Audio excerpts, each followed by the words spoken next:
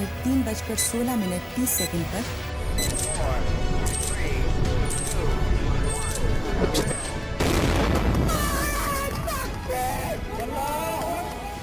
यौम तकबीर दिफाए पाकिस्तान को नाकाबिल तस्खीर बनाने का दिन। पाकिस्तान ने भारत को एटमी धमाकों का जवाब देकर इसके अज़ाइम पर खाक डाल दी। दुनिया देखती रह गई और पाकिस्तान मुस्लिम दुनिया की पहली एटमी ताकत बन गया।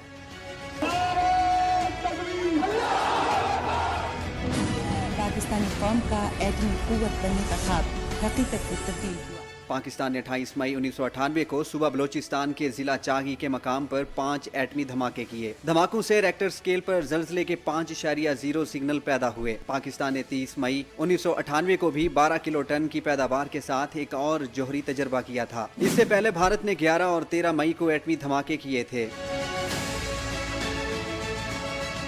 एटमी धमाकों के पस मंजर का जायजा लें तो भारत ने 1974 में ही एटमी तजर्बा करके खित्ते में एटमी असलहे की दौड़ शुरू कर दी थी। मजबूरन पाकिस्तान को भी अपने दिफा के लिए इस दौड़ में शामिल होना पड़ा। पाकिस्तान अपने महदूद वसाइल की वजह से भारत का रिवायती हथियारों से मुकाबला नहीं कर सकता था, इसलिए इसे इसकी औकात में रखने के लिए पाकिस्तान ने एटमी दौड़ में शामिल होने का फैसला किया। क्योंकि भारत जैसे शातिर दुश्मन की वजह से पाकिस्तान पहले ही दो लख्त हो चुका था। भारत के एटमी तजर्बात के बाद पाकिस्तान के उस वक्त के वजीर आज़म जुल्फ़िकार अली भुट्टो ने पाकिस्तान को न सिर्फ जनूबी एशिया बल्कि आलम इस्लाम की एटमी कुव्वत बनाने की ठान ली। पाकिस्तान ने एटमी हथियारों के फैलाव पर पाबंदी वाले मुआहदे NPT पर दस्तखत करने से भी इनकार कर दिया।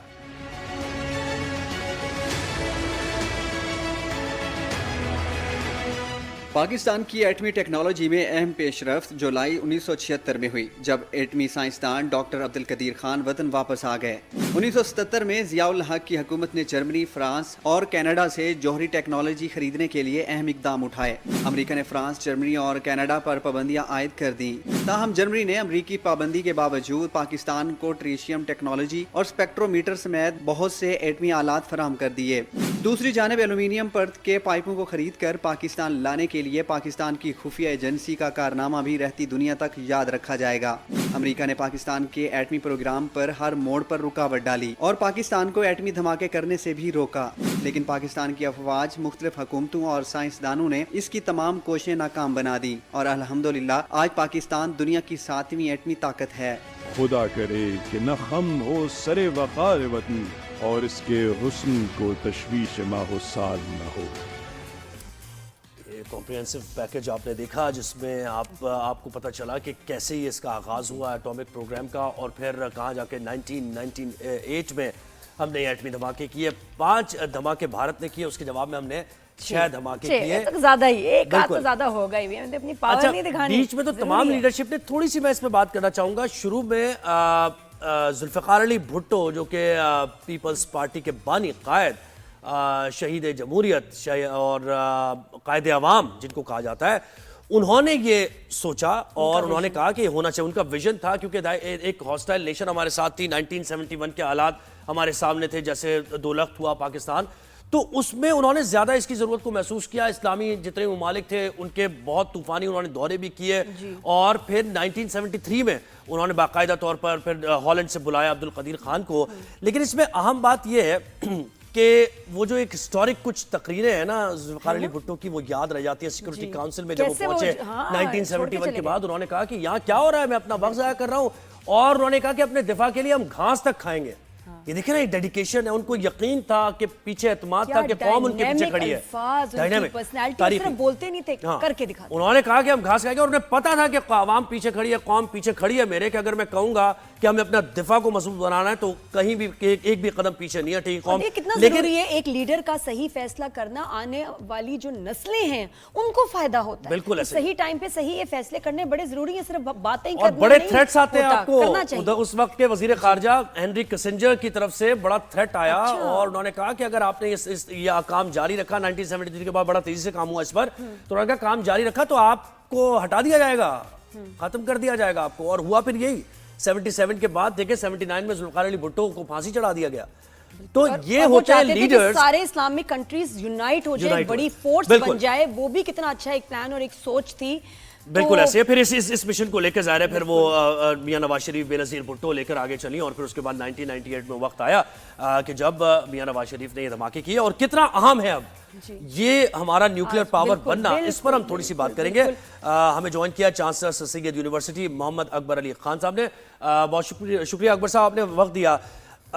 یہ بتائیے گا کہ پاکستان کا دفاع ناقابل تسخیر ہو گیا ان دھماکوں کے بعد. ذرا پہلے میں حالات, نادیہ بھی سوالات کریں گے, لیکن میں یہ جاننا چاہ رہا ہوں کہ کن حالات و واقعات میں کتنے پریشرز تھے میاں نواز شریف پر بھی اور ذوالفقار علی بھٹو پر بھی, جن کو اوور کم کر کے انہوں نے دیکھا کہ یہ بہت ضروری ہے.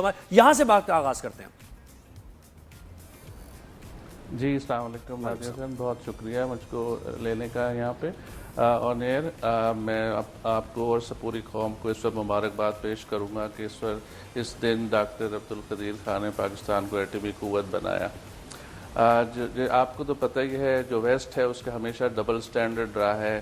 اگر بھارت کو تو پلیٹ میں رکھ کے نیوکلیر ٹیکنالوجی چی جاتی ہے, لیکن اگر پاکستان اپنے دفاع کے لیے بنانے کی کوشش کرتا ہے تو اس کے خلاف پابندیاں لگ جاتی ہیں. لیکن پھر بھی ہماری لیڈرشپ کی ہم داد دیتے ہیں کہ انہوں نے فیوچر کو مد نظر رکھتے ہوئے یہ سارا پروگرام جاری رکھا. جی آپ کی جی میرا خیال رابطہ کال پہ لے لیتے ہیں. میرا خیال ہاں کچھ سگنلز کا مسئلہ ہے.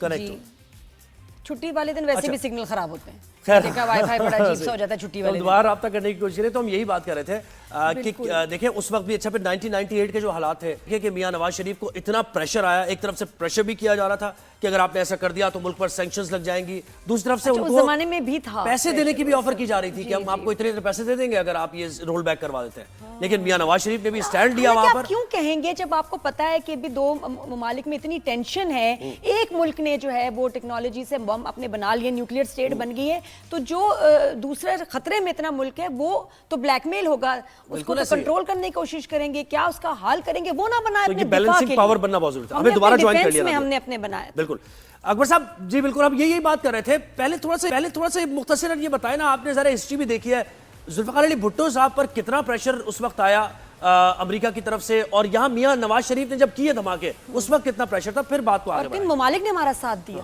جی یہ جیسے میں نے پہلے کہا, شاید آپ کا کنیکشن صحیح نہیں تھا. میں یہی بتا رہا تھا کہ جب بھارت نے کو تو یہ ٹیکنالوجی پلیٹ میں رکھ کے دی جاتی ہے, اور پھر جب پاکستان اپنے دفاع کے لیے کچھ کرتا ہے تو اس پہ سینکشنز ہو جاتی ہیں. اور ہم تو ظاہر خراج تحسین پیش کریں گے اپنی لیڈرشپ کو, اس وقت کی بھی جن نے دھماکے کیے اور اس وقت کی بھی جس نے یہ پروگرام شروع کیے. اور ظاہر ڈاکٹر عبدالقدیر خان نے جو ساری ٹیکنالوجی ویسٹ سے لے کر آئے اور یہاں پہ بم بنا, ایٹم بم بنا کے ہم کو ملک کو ایٹمی قوت بنایا. تو ہمیشہ سے ڈبل سٹینڈرڈ رہا ہے یہ ویسٹ کا, تو بہت پریشر رہا ہے ہمیشہ اکنامک سینکشنز کا بھی, اور ہر طرح سے دبانے کی کوشش کی جاتی ہے. لیکن ہم ایسی قوم ہیں کہ ہم دبنے والے نہیں ہیں. جنگ کرنا ایک بہت دل اور گردے کا کام ہے. اگر بھارت کا سائز ہم سے 7 گنا بڑا ہے تو ہمارا دل ان سے بھی 7 گنا بڑا ہے, جو کہ جنگ لڑنے میں کام آتا ہے. جی سر, ایک یہ بات کہ اگر ہم اس وقت یہ نیوکلیر ٹیکنالوجی سے اپنے آپ کا یہ دفاع نہ کرتے, آج ہم نیوکلیر پاور نہ ہوتے, تو بھارت نے کیا کرنا تھا ہمارے ساتھ؟ بھارت نے آل آؤٹ جنگ کرنا تھی. وہ اگر ہمارے پاس نہیں ہوتا, ایٹمی صلاحیت ہمارے پاس نہیں ہوتی, ان کا سائز اتنا بڑا ہے کہ وہ دیکھتے کہ ہم تو وہ رونتے ہوئے چلے جاتے. لیکن جب ان کو پتہ ہے کہ ہمارے پاس ایٹمی اثاثے ہیں تو وہ 1000 دفعہ سوچے گا پاکستان پہ آل آؤٹ وار کرنے کا, تاکہ ان کو پتہ ہے کہ ان کو کیا جواب ملے گا. اور ابھی آپ نے 4 دن کی جنگ میں دیکھ لیا تھا, جو یہاں پہ غیر ملکی تھے لوگ, وہ تو پریشان تھے, پینک کر رہے تھے کہ چھوڑ کے چلے جائیں یہاں سے جلدی سے. لیکن وہ حیران تھے کہ پاکستانی قوم کا دل اتنا بڑا ہے کہ وہ تو ان کی زندگی معمول کے طور پہ تھی, وہ تو ایسے جشن منا رہے تھے جیسے عید ہو کوئی. تو اگر ایسی قوم سے آپ کو لڑیں گے تو آپ پریشان تو ہوں گے, اور پھر ظاہر ہے آپ کو اگر آل آؤٹ وار کریں گے تو آپ کو پھر ایٹمی جواب کا سامنا کرنا پڑے گا. جی اور دیکھیں نا, ایسے ممالک ہیں ابھی بھی, اسلامی دنیا کے بڑے ممالک ہیں جن میں یہ کہا جاتا ہے ویسٹ کی طرف سے, یورپ کی طرف سے, کہ ہم ہیں آپ کے دفاع کے لیے, ہم آپ کے ساتھ بزنس بھی کریں گے, ساری چیزیں کریں گے, ان کو مطمئن کرنے کی کوشش کی جاتی ہے. لیکن پاکستان پر بھی یہ حالات و واقعات تو آئے نا, پاکستان کو بھی ایک حد تک پریشر ڈالنے کی کوشش کی گئی, ان برائب کرنے کی بھی کوشش کی گئی. لیکن کسی بھی موقع پر ہم نے اس عزم کو کم ہوتا نہیں دیکھا پاکستانی لیڈرشپ کے اس سلسلے کو لے کر.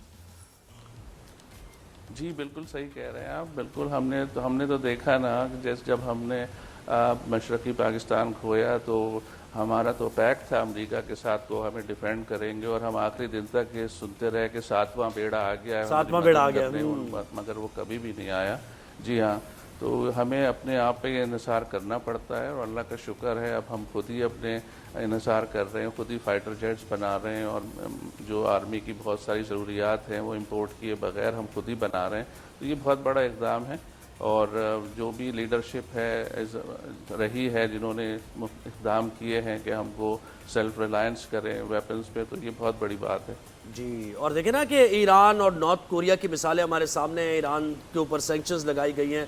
اچھا مجھے بتائیں کہ یہ ذمہ داری کا مظاہرہ کرنا کتنا ضروری ہے, یہ تھریٹ کتنا ہے کہ ایک ہاسٹائل نیشن ہے جو ہمارا نیبر بھی ہے, اور وہاں پر حالات بھی کچھ اچھے نہیں ہیں, عوام اور جماعتوں میں آپس میں بڑی رفت, تو ان کے پاس بھی یہ نیوکلیئر ویپن ہونا یہ تو دنیا کے لیے تشویش کا باعث نہیں ہے؟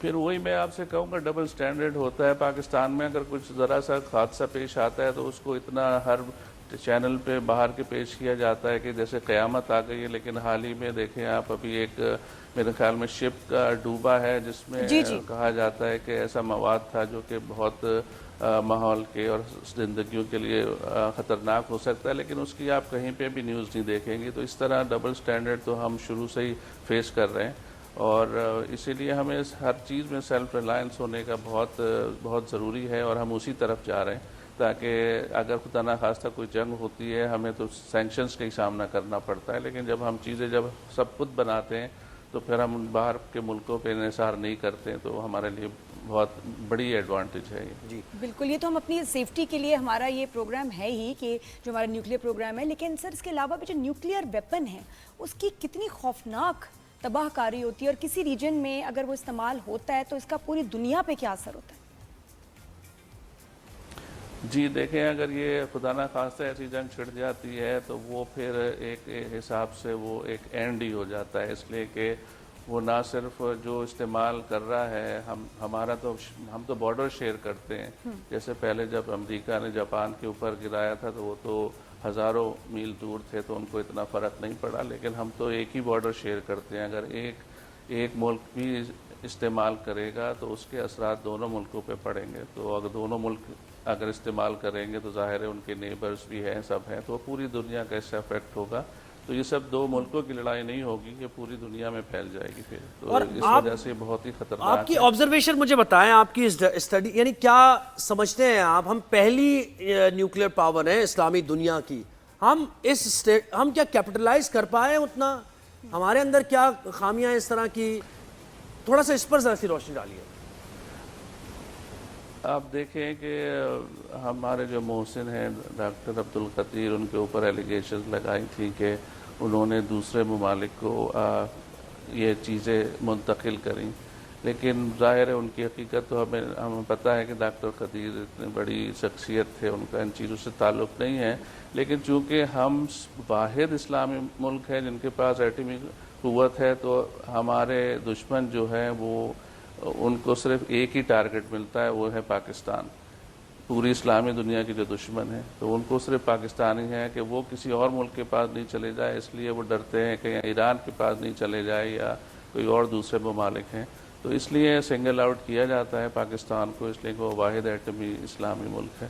اچھا سر, ایک سوال ویسے بڑے لوگوں کے ذہن میں آتا ہے کہ جو نیوکلیئر آرمز ہیں اس کو اگر جس کو اگر چلانا ہے کسی کے اوپر, اگر آپ نے چلانا ہے تو یہ سے کس کی ہوتی ہے کہ اس کو استعمال کیا جائے؟ کیا وہ پریزیڈنٹ کی کال ہے یا وہ جو چیف ہوتے ہیں آرمی کے ان کی کال ہوتی ہے؟